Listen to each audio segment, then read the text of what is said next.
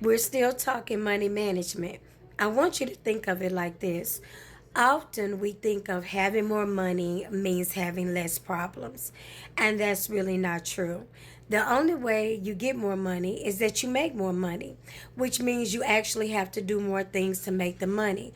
Whether it be start your business, add to whatever you're already doing at working, you're doing more things, which gives you more responsibility. Remember, I did the video that says more means more. You don't get more money and don't have more responsibility or accountability.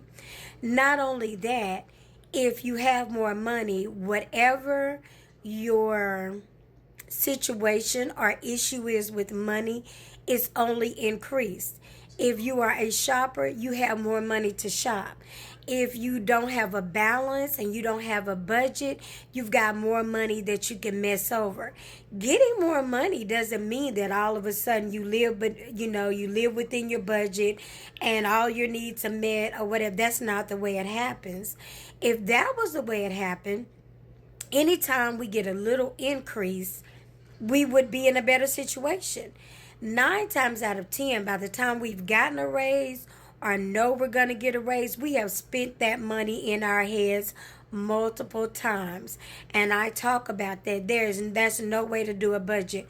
A budget has to be written. It has to be typed.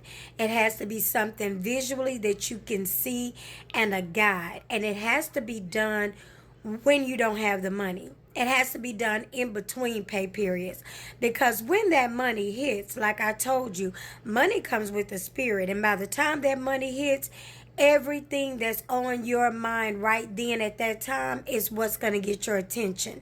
And then by the time you look up, you have bought and done what you wanted to do, and now you have to beg for what you need to do. That's what we normally do. Who goes to somebody and says, hey, I need money to get a pedicure? No, you go get the pedicure and then you ask people for the money to pay the bill. And because most people will say, hey, I'll help you pay the bill. But when they realize that you spent the bill money on something else, then that's when it gets a little iffy.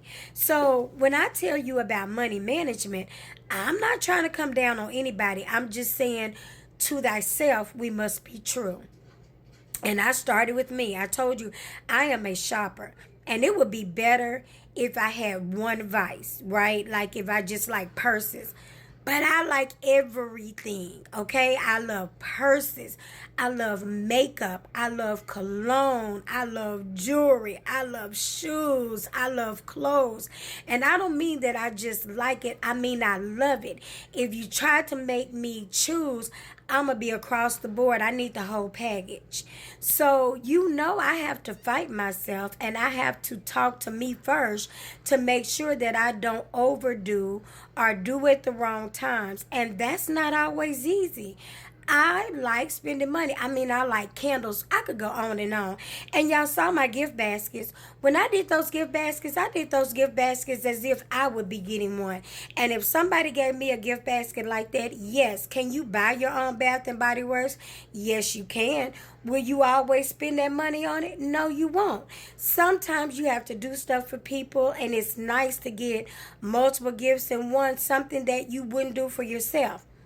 Anyway, when it comes to budgeting, you've got to be real with you. You've got to be real with money management.